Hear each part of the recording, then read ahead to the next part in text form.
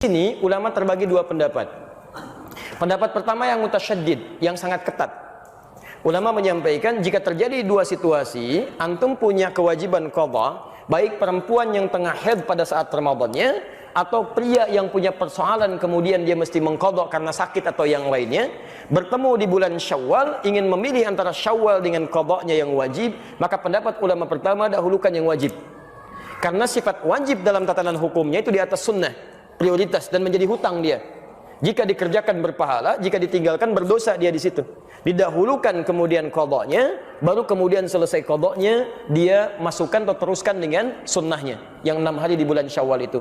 Jika dia mendapatinya, alhamdulillah. Jika tidak mendapatinya dengan keinginan dan niatnya, maka pahalanya dituliskan di situ. Paham sampai sini? Baik. Yang kedua, ini mutasahilin, yang agak longgar di sini. Yang agak longgar. Maka boleh kemudian mendahulukan puasa Syawal dulu.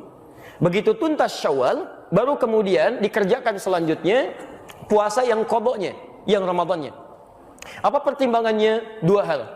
Pertama, ayat Qur'annya menunjukkan di Al-Baqarah ayat 184 itu, lihat kalimatnya ayyaman ma'dudat.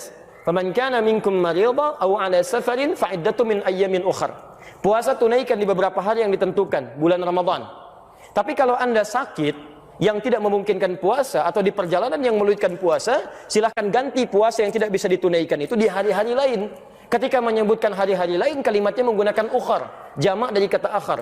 Jamak dari kata akhar itu ada dua, satu ukhra, kedua ukhar.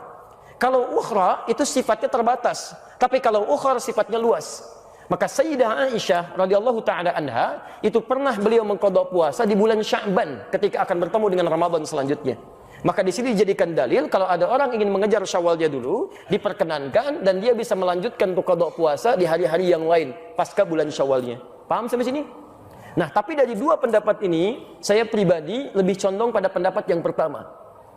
Apa timbangannya? Timbangan pertama, hukum mengqadha itu sifatnya wajib. Karena ayatnya mengatakan fa'iddah, hitung bayar, menggunakan fa. Fa itu menunjuk huruf yang cepat, tanpa jeda. Jadi begitu selesai, Anda punya kemampuan mengqadha, langsung qadha. Yang kedua, ini yang jadi masalah. Ketika Anda menunda untuk mengerjakan, masalahnya apakah Anda bisa memastikan Anda hidup sampai batas penundaan itu? Ini poinnya. Kita tidak bisa memastikan. Bahkan ada orang yang ingin tobat saja ketika mau masuk ke ta'lim, baru mau berangkat, Pak, di tengah jalan meninggal. Itu ada di Quran surah keempat, An-Nisa ayat 100. Wa may yuhajir fi sabilillah yajid lahu fil ardi muragaman katsiran was'ah. Wa may yakhruj min baitihi muhajiran ila Allah wa rasulih thumma yudrikul maut. Ada orang ingin berubah dia, ingin berhijrah, lebih baik dalam pandangan Allah dan Rasulnya, baru berangkat untuk berubah. Ya, dalam masa lalu itu maaf ada yang sampai bunuh 100 orang, pernah mabuk, pernah berzina, dia pengen berubah. Lalu dia berangkat ke majelis ilmu, ingin merubah dirinya. Ada sentuhan dalam dirinya. Tiba-tiba belum sampai ke majelis ilmu, di tengah jalan dia meninggal. Jaraknya cuma sejengkal. Lebih panjang ke tempat tujuannya. Maka Masya Allah, pahalanya dituliskan oleh Allah, surga baginya. Faqad waqa'a ajruhu 'ala Allah. Berangkatnya dihitung sebagai tobatnya, langkahnya dihitung sebagai ikhtiarnya, maka dituliskan pahalanya. Faqad waqa'a ajruhu 'ala Allah. Anda bisa kebayang nggak? Pernah bunuh 100 orang, sering berbuat maksiat, dari mabuk macam-macam. Dia pengen tobat. Dia berubah, belum sampai ke majelis ilmu, diampuni dosanya, dia meninggal dunia. Nah, syahidnya, mohon maaf, kaitan dengan kita pembahasannya adalah, lihat kalimatnya, jika orang ini saja tidak bisa memastikan kapan dia wafat, maka bagaimana dengan Anda yang berinisiatif untuk menunda qadhanya? Apakah Anda bisa memastikan Anda hidup sampai selamanya? Belum tentu. Tapi poin keduanya, jika orang pernah bunuh 100 orang saja dia pengen berubah, Allah menjamin dengan surga, maka bagaimana dengan Anda yang nggak pernah bunuh orang, nggak pernah Anda mabuk sebanyak orang tadi, nggak pernah bermaksiat seperti orang tadi? Masa sih nggak ada waktu bagi Anda untuk berubah? Dan Anda sudah sampai ke majelis ilmu, dia dapat surga, kenapa Anda nggak dapat? Maka saya ajak semuanya, ayo, yang pernah bunuh orang, pernah bacok orang, pernah lukai orang, pernah macam-macam orang, tiba saatnya Anda berubah. Anda mau sampai kapan lagi begitu? Kalau dengan keterangan ini, dengan contoh ayat tadi, dengan kisahnya, belum menyentuh Anda berubah, mau sampai kapan seperti itu? Kalau Anda ingin bertahan dalam keburukan, maaf, Anda tertinggal. Fir'aun lebih duluan dibandingkan Anda. Lebih jagoan, dan dia lebih hebat dibanding Anda. Punya bala tentara, pernah mengaku Tuhan, pasukannya dahsyat. Anda siapa? Tidak lebih buruk dibandingkan Fir'aun, dan Anda punya peluang untuk berubah. Anda pernah jadi pemabuk? Ayo, sekarang saatnya berubah. Anda pernah bermaksiat? Sekarang saatnya berubah. Mumpung ada kesempatan. Dan tidak semua orang soleh sekarang, bukan berarti masa lalunya pun baik. Ingat, ingat pesan saya, tidak semua ikan yang gemuk berisi daging seluruhnya, pasti ada tulangnya. Seperti halnya ikan kurus akan selalu punya dagingnya. Saya pun jangan dianggap soleh. Menurut Allah barangkali aibnya ditutup saja sehingga tidak tampak dalam pandangan Anda. Ayo kita berubah.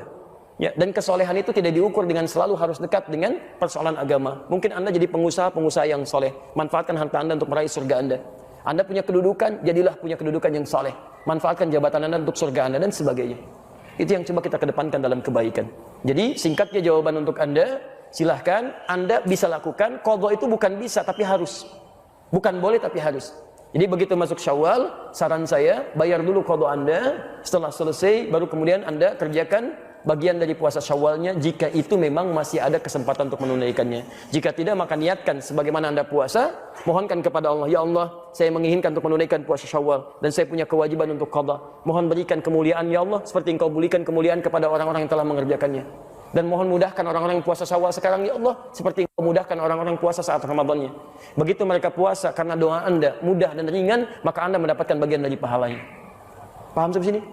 Jadi coba cari peluang pahala. Walaupun Anda tidak mengerjakannya, tapi Anda mencoba menitipkan bagian kebaikannya. Ibu sedang haid, tidak bisa puasa Syawal, tapi kan tidak menghambat ibu untuk mendoakan pada akhwat yang sedang puasa supaya mereka mudah puasanya, supaya mereka diringankan beramal soleh. Begitu mereka ringan amal soleh karena doa Anda dapat bagian pahalanya. Dan itu yang tidak ketahuan, mungkin itu yang meringankan kita di akhirat nanti dari kesalahan kita dan memberikan beban berat kita ketika ditimbang di mizan. Semoga Allah Subhanahu wa taala memuliakan Anda yang bertanya tadi dan memudahkan bagi Anda dari Allah Subhanahu wa taala untuk nyaman dalam menunaikan ibadahnya.